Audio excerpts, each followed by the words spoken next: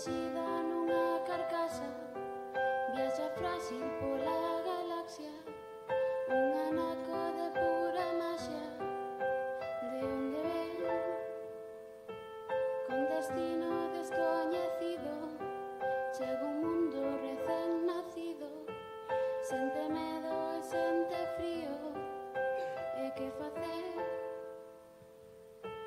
Eu quero ser unha árbore,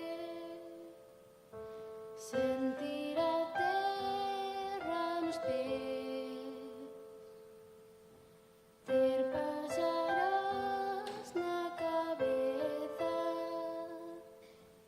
e protexerte tamén.